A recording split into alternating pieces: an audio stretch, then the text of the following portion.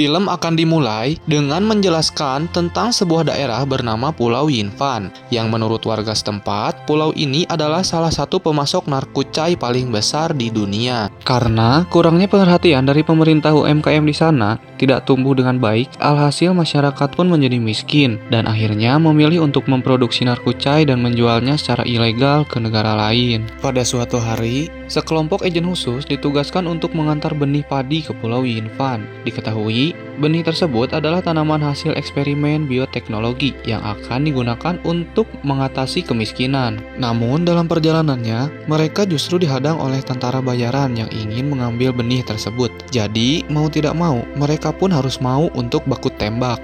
Tidak disangka-sangka, tentara bayaran itu dipimpin oleh seorang wanita cantik bernama Sana yang membrutal dengan skin Kadita yang sudah lama melancong di darat. Lalu, saat dia berhasil menghabisi para agen, ada seorang pria misterius yang menyerang pasukannya.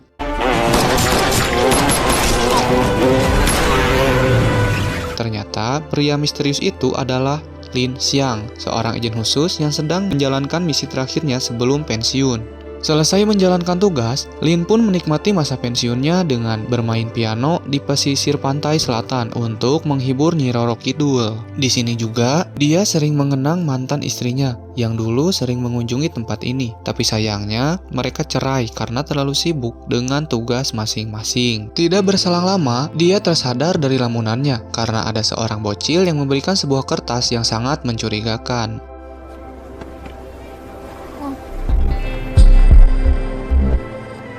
Merasa was-was, Yin pun pulang ke rumah dan menurut instingnya sebagai mantan intel, dia merasakan ada seseorang yang sedang mengincarnya, hingga inilah yang terjadi. Happy birthday to you. Happy birthday to you. Ternyata mereka adalah anggotanya Lin selama bekerja sebagai agen khusus. Tapi saat mereka sedang merayakan ulang tahunnya, terlihat seseorang pria kandas yang memanggil Lin. Rupanya, dia adalah mantan atasannya yang ingin memberikan misi lagi. Yang pada intinya, pihak intelijen ingin menyelidiki benih yang akan diantarkan ke Pulau Yinfan. Dan menurutnya, ada sebuah perusahaan yang ingin mencuri benih tersebut untuk dijadikan senjata biologis yang akan membahayakan banyak orang. Oleh karena itu, pihak intelijen meminta Lin untuk turun gunung lagi, sebab hanya dia yang bisa melanjutkan misi ini. Awalnya, Lin menolak karena ingin menikmati masa pensiunnya. Namun, atasannya mengatakan kalau mantan istrinya juga akan terlibat dalam misi tersebut. Mengetahui itu, spontan Lin pun tertarik untuk menerima misinya lagi. Check your email. There's surprises. Have a look.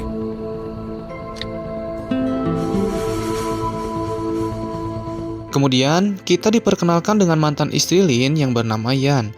Dia adalah seorang profesor biologi yang paling terkenal di Tiongkok. Di laboratoriumnya, dia dan timnya sedang meneliti benih-benih tanaman buatan yang akan digunakan untuk mengatasi kemiskinan dan kelaparan. Dan salah satu benih itu adalah benih padi yang rencananya akan ditanam di wilayah Pulau Yinfan. Selain untuk bahan makanan, benih ini juga berguna dalam mengurangi pertanian opium yang sudah terlalu banyak di tempat tersebut. Tidak lama kemudian, Lin datang menemui Yan, dan ternyata misi utamanya adalah untuk mengawal Yan yang akan pergi ke Pulau Yinfan untuk menanam benih padi. Tapi karena merasa khawatir, Lin meminta agar Yan membatalkan kunjungannya, sebab di sana ada banyak tentara bayaran yang mengincar benih padi merek Sobat.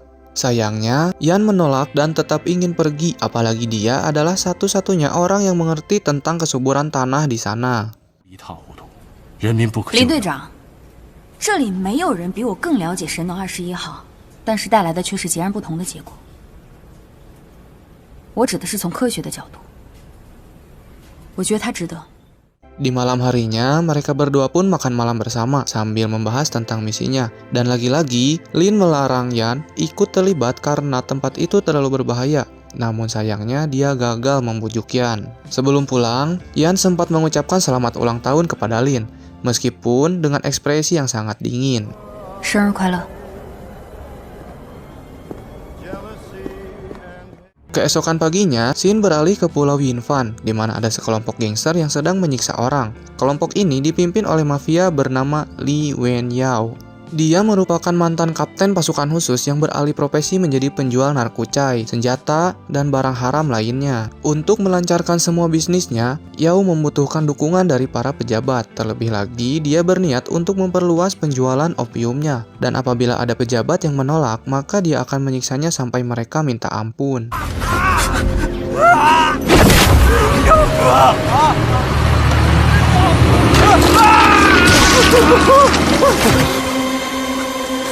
Di tempat lain, kita diperlihatkan dengan seorang pria yang bernama Wuli. Dia adalah mantan anggota Yao saat masih bekerja sebagai pasukan khusus. Dan sekarang Wuli fokus merawat anaknya yang masih kecil setelah istrinya dibunuh oleh seorang pria misterius. Beruntung dia selalu dibantu oleh sahabatnya yang bernama Chen. Ketika anaknya sedang mengerjakan PR, Wuli mengajak Chen untuk mengobrol.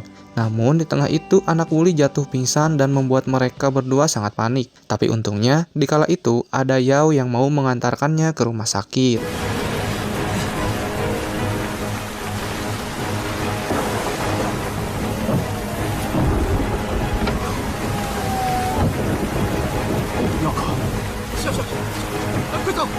Setelah diperiksa, ternyata anaknya memiliki penyakit jantung yang cukup parah dan mau tidak mau dia harus segera dioperasi sebelum kondisinya semakin memburuk. Namun, Wuli tidak mampu membayar biayanya karena dia hanyalah seorang pengangguran. Melihat temannya kesulitan, Yao memutuskan untuk membayarnya. Tapi di balik itu, tentu saja Yao memiliki niat jahat yang terselubung. Di sini, dia memberitahu Wuli bahwa para ilmuwan akan menanam senjata biologis di Pulau Yinfan. Dan hal itu bisa membahayakan nyawa anaknya, padahal yang akan ditanam adalah benih padi untuk mengatasi kemiskinan dan kelaparan. Rupa-rupanya, Yao ingin memanfaatkan Wuli untuk mencari benih dari para agen khusus, dan apabila dia berhasil, maka dia berjanji akan mencarikan dokter terbaik untuk anaknya. Besoknya, Lin dan agen khusus lainnya sudah sampai di Pulau Yinfan. Mereka lalu mengawal Yan ke kota Qingmu yang merupakan lahan untuk menanam benihnya. Tapi sialnya, Yao telah mengutus tentara bayarannya untuk menghadang dan menghabisi mereka semua.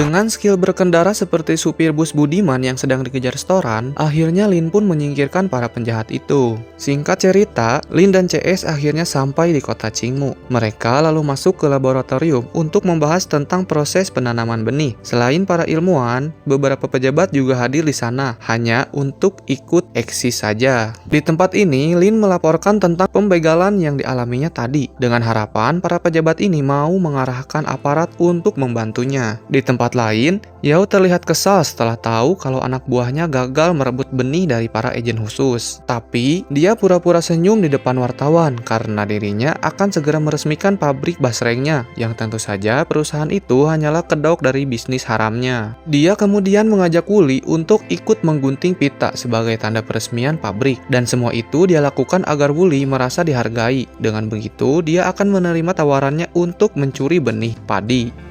Selesai peresmian, Wuli mengunjungi kuil untuk mendoakan almarhum istrinya. Dan selain berdoa, dia juga meminta maaf kepada sang istri karena dia akan mengamuk lagi.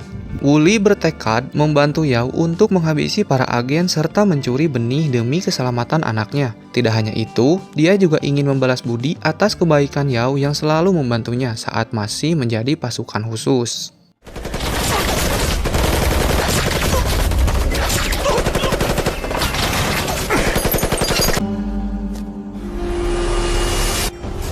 Malam harinya, Lin lagi-lagi berusaha untuk menunda penanaman benih dan meminta Yan untuk pulang terlebih dahulu. Intinya, dia hanya ingin melindunginya dari mara bahaya. Mendengar hal itu, Yan justru marah sehingga di sini terlihat kalau mereka memang tidak cocok. Walaupun masih saling menyukai, yang akhirnya mereka tidak bisa menjadi pasutri.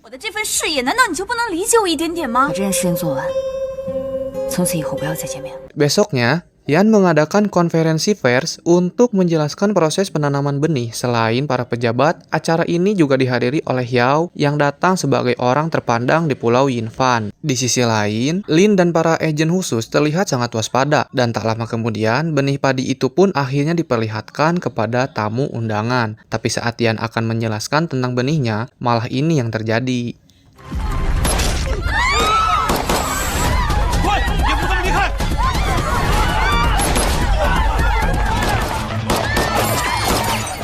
Di tengah kekacauan, salah satu anak buah Yao berhasil membawa benihnya. Namun ternyata yang dia bawa adalah benih yang KW, karena yang asli sudah diamankan oleh anggota lain. Tapi sialnya, di saat yang tepat, Wuli muncul dari belakang dan langsung merebut benih tersebut. Melihat kejadian itu, Lin pun tidak tinggal diam. Jadi berantem kan?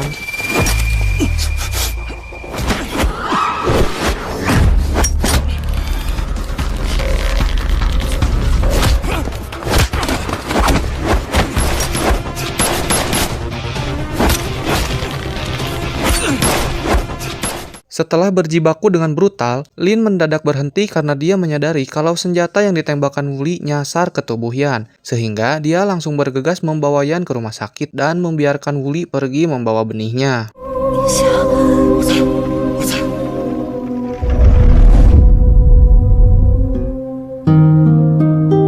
就是我的孩子，一定要把他找。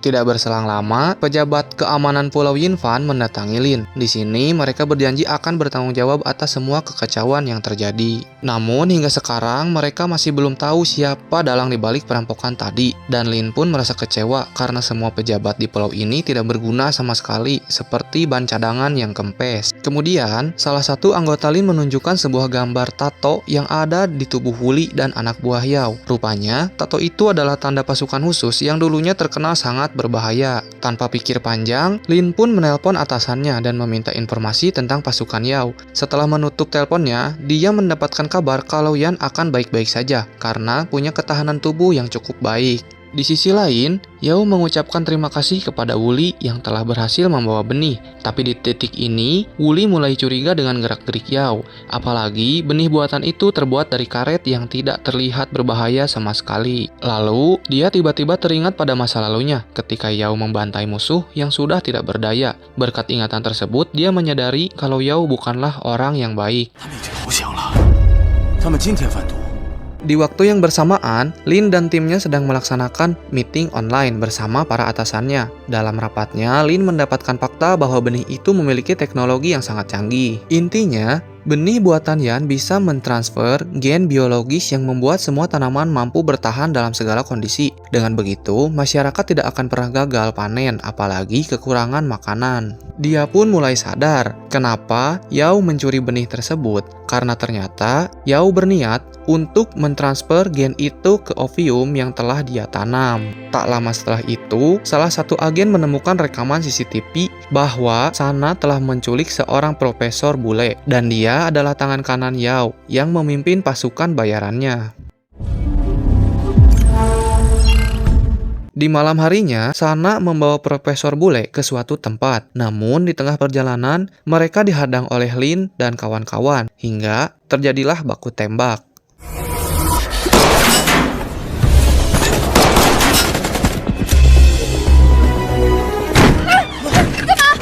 Sialnya, Sana berhasil membawa si profesor ke sebuah rusun. Lin pun menggeledah bangunan itu dan langsung merebut Profesor Bule dari tangan Sana. Tetapi saat akan pergi, dia dicegat oleh Wuli dan tanpa basa-basi mereka berdua pun kembali baku hantam.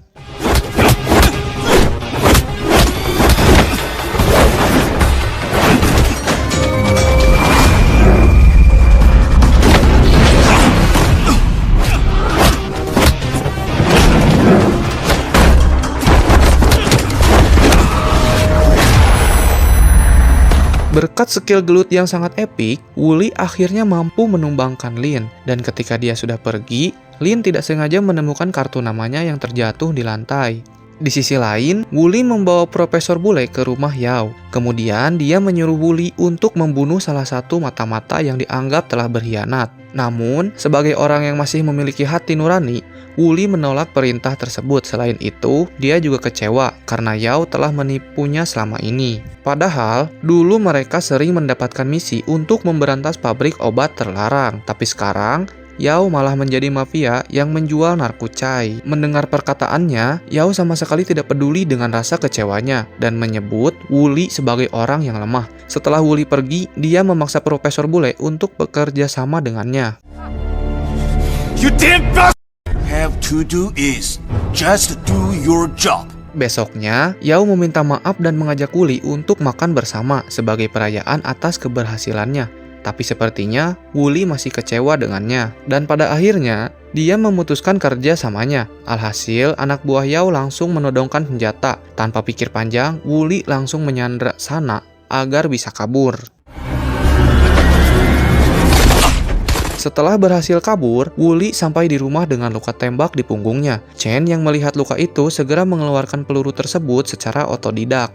Selesai mengobati luka, Wuli memperhatikan kaki Chen yang pincang dan ada goresan di betisnya. Dia pun tersadar bahwa Chen adalah mata-mata yang dianggap pengkhianat oleh Yao. Karena kedoknya sudah terbongkar, Chen pun mengakui semua perbuatannya. Ternyata selama ini dia bekerja untuk Yao. Dan yang mengejutkan lagi, dia adalah pembunuh istrinya Wuli karena dianggap menghalangi bisnis haramnya Yao. Seketika, Wuli pun mengamuk dan menghajarnya habis-habisan.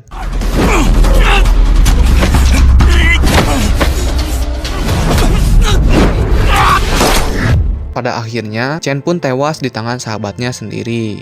Tak berselang lama, Lin mendatangi rumah Wuli dan di sana dia tidak menemukan Wuli karena sudah kabur duluan saat mendengar sirine polisi. Di dalam rumah itu hanya ada anaknya Wuli yang sudah terkapar setelah penyakitnya kambuh dan tanpa pikir panjang, Lin langsung membawanya ke rumah sakit. Sementara di tempat lain, Profesor Bule berkata kepada Yao bahwa dia tak bisa memindahkan gen dari benih padi ke dalam tanaman opiumnya karena ternyata dia membutuhkan file untuk pengeditan gen yang ada di tangan Yan dan juga para agen khusus. Di saat situasinya semakin rumit, Wuli kembali ke rumah untuk membawa anaknya pergi. Tapi dia sangat terkejut karena sang anak sudah tidak ada di sana. Untungnya dia mendapat kabar dari suster yang dia kenal kalau anaknya sudah berada di rumah sakit.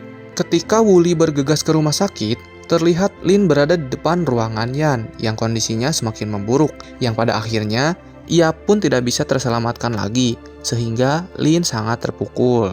Di saat emosinya sedang tidak terkendali, dia melihat Wuli yang sedang menjenguk anaknya, sehingga Lin langsung melampiaskan amarahnya kepada Wuli yang tak mau melawan.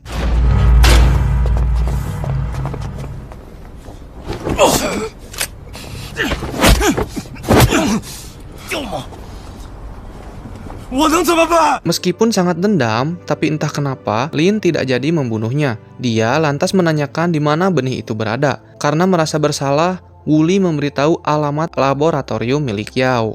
Di tempat lain, dua anggota Lin sedang bercerita tentang hubungan mereka ke depan sambil menunggu Lin datang. Sialnya, pasukan Yao menggerebek tempat itu dan menyeret mereka ke dalam mobil.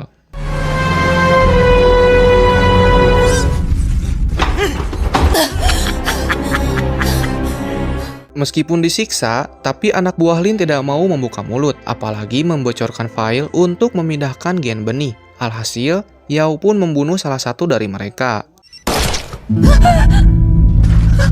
Tidak lama kemudian, Lin kembali untuk menemui anggotanya, dan seketika dia sangat terkejut karena semua anggotanya sudah tidak ada di sana. Selain itu, markasnya juga sudah berantakan. Tanpa basa-basi, Lin langsung menghubungi Yao untuk menawarkan sebuah kesepakatan yang intinya dia akan memberikan file yang dibutuhkan oleh Yao, asalkan dia mau melepaskan anggotanya. Di rumah sakit, Wuli melihat anaknya masih pingsan. Lalu, demi anak dan mendiang istrinya, dia akhirnya memutuskan untuk membantu Lin agar bisa membalaskan dendam kepada Yao. Dalam perjalanannya, Wuli sudah dicegat oleh gangster utusan Yao. Namun, hal itu tentu saja bukan masalah baginya karena mereka hanyalah preman pasar minggu.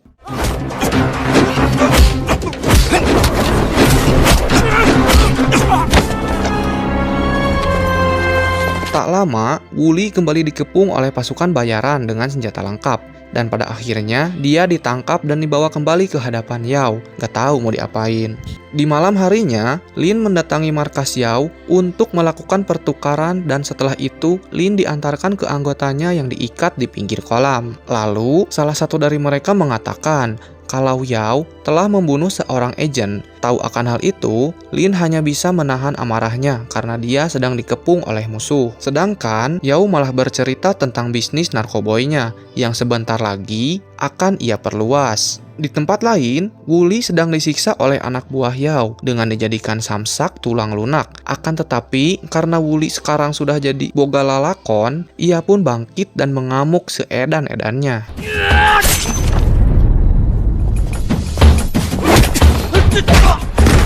Kembali ke markas Yao, di mana ia mendapatkan kabar dari sana bahwa data file yang dibawa Lin ternyata palsu. Tahu akan hal itu, Yao langsung mengancam akan membunuh semua anggotanya. Namun, malah ini yang terjadi.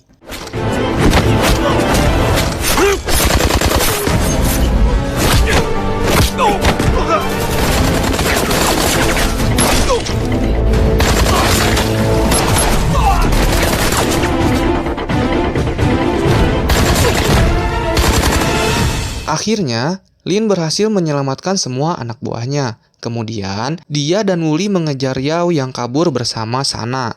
Singkat cerita, mereka berdua sampai di sebuah gedung tua bekas pabrik kuaci biji semangka. Tapi sialnya, mereka masih harus menghadapi para tentara bayaran.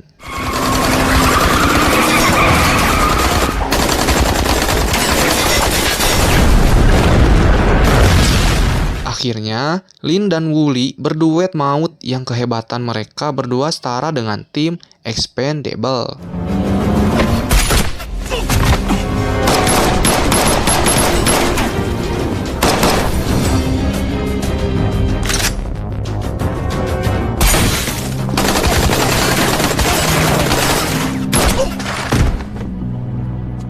Setelah berhasil membantai semua tentara bayaran, mereka langsung mendatangi Yao dan Sana sambil menodongkan senjata masing-masing. Dan sebelum baku tembak, Wuli membujuk Sana agar meninggalkan tempat itu. Dia tidak ingin membunuhnya karena sudah menganggapnya seperti adiknya sendiri. Di sini terungkap kalau Sana adalah bocah yang diculik oleh Yao 15 tahun yang lalu, yang kemudian dia dilatih untuk menjadi mesin pembunuh. Tetapi karena Sana menolak ajakan Wuli, akhirnya mereka pun jadi saling menembak. Akibatnya, Wuli terkena tembakan parah di pipinya, sedangkan Sana langsung tewas di tempat. Sementara itu, Yao yang pengecut pun kabur dengan membawa Profesor Bule beserta benih padinya. Namun, dengan sigap, Lin mengejarnya dan menghabisi semua anak buah Yao yang tersisa.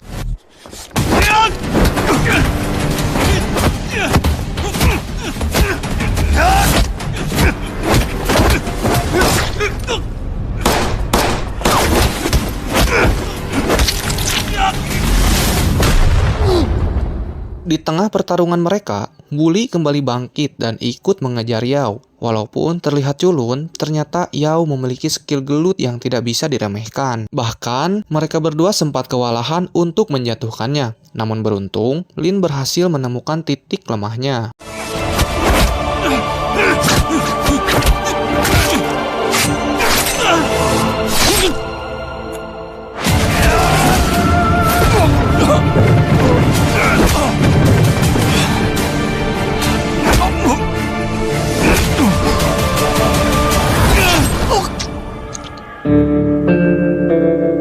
Pada akhirnya, pertarungan sengit itu pun berakhir dengan kekalahan Yao setelah Lin berhasil menghabisinya. Namun, Lin di sini kehabisan banyak darah dan secara perlahan napasnya mulai berat hingga detak jantungnya pun berhenti. Setelah kematiannya, Lin dan Yan terlihat di alam baka bersatu lagi sambil bermain piano di pinggir laut. Sedangkan Wuli kembali hidup seperti biasanya bersama anaknya yang sudah sembuh berkat bantuan dari masyarakat.